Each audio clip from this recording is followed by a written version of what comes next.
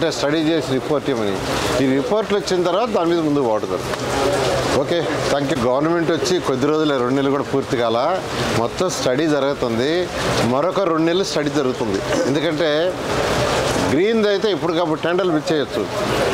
ఒకసారి కొంత వర్క్ చేసి కొన్ని 90%, 80%, 40% వర్క్ రకరకాలుగా ఉన్నాయి కాబట్టి వీటికి కమిటీలు వేసాం అనేది డిపార్ట్మెంట్ వాళ్ళు. కొంతమంది రైతులు వాళ్ళు కూడా యాక్చువల్గా ఎవరైతే వస్తున్నారో ముందుకి మిషన్ నుండి వాళ్ళందరూ కూడా ఇస్తామన్నారు. వాళ్ళు ఇచ్చి వర్క్ చేయించుకుంటారు.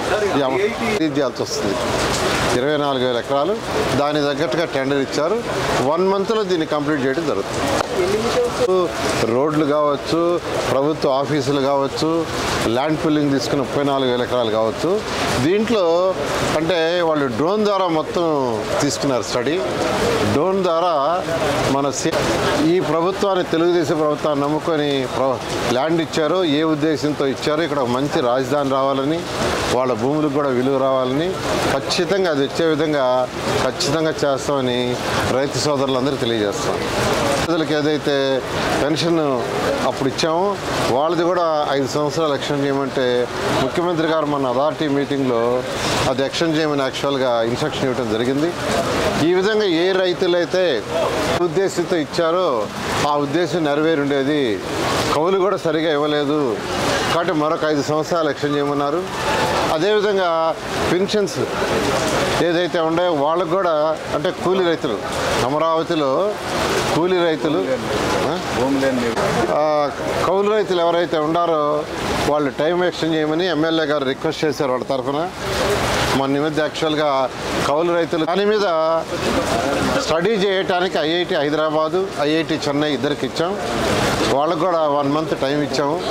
వాళ్ళు మొన్న వచ్చి స్టడీ చేశారు. ప్రైమరీ రిపోర్ట్ త్వరలో ఇస్తారు. ఇచ్చిన తర్వాత దాని మీద కొన్ని మళ్ళీ ఇంకా టెస్టులు చేయాలన్నారు.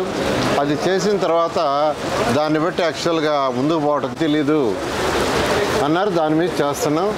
తర్వాత ఏదైతే బిల్డింగ్స్, రోడ్లు అప్పుడు కట్టామో గత 5 సంవత్సరాలు ఎటువంటి మెయింటెనెన్స్ కానీ దాని గురించి పట్టించుకోకుండా గత ప్రభుత్వం, వైఎస్ఆర్సీ ప్రభుత్వం వదిలేస్తే దానివల్ల కంటిన్యూ చేయాలని ముఖ్యమంత్రి చెప్పడం జరిగింది. కంప్లీట్గా 30 డేస్లో ఈ పని పూర్తి చేస్తే first step, this is the first step. ముఖ్యమంత్రి గారు ఇచ్చిన ఫస్ట్ ఆదేశం అంటే ఫస్ట్ కంప తొలగించండి. ఒక బిల్డింగ్ ఎక్కి చూస్తే జడ్జెస్ బంగ్లాస్ అన్ని కంప్లీట్గా కంపతో మునిగిపోయింది. అక్కడికక్కడే సీఎం గారు ఇన్స్ట్రక్షన్ ఇచ్చారు, ఇమీడియట్గా కంప మొత్తం తొలగించమని. దానికి టెండర్లు ఇచ్చాము.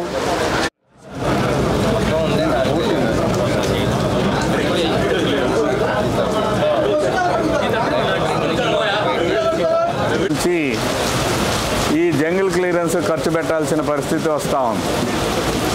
ఇది జగన్మోహన్ రెడ్డి ఈ రాష్ట్ర ప్రజల మీద వేసిన భారం.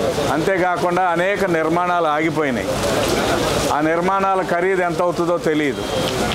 అనేక చోట్ల గత ప్రభుత్వం ఇక్కడ అమరావతి అని, కర్నూలు అని రకరకాలుగా ఆడి రైతుల్ని అనేకమైన ఇబ్బందులకు గురి చేసింది. అయినప్పటికీ రైతులు మనోస్థైర్యంతో ఉన్నారు. నిజంగా వాళ్ళందరినీ నేను అభినందిస్తున్నాను. అందుకని ఈ ప్రభుత్వం ఇప్పుడు రాగానే ఇమీడియట్గా దీన్ని టేకప్ చేయమని ముఖ్యమంత్రి గారు చెప్పటం. అయితే దానికి అంతకుముందు వేసిన రోడ్లు కొన్ని తవ్వేశారు, కొన్ని డోర్లు, విండోస్ ఎత్తుకొని వెళ్ళిపోయారు. ఇలా అసలు ఇక్కడ కంప్లీట్గా దీన్ని ఒక అడవి చేశారు.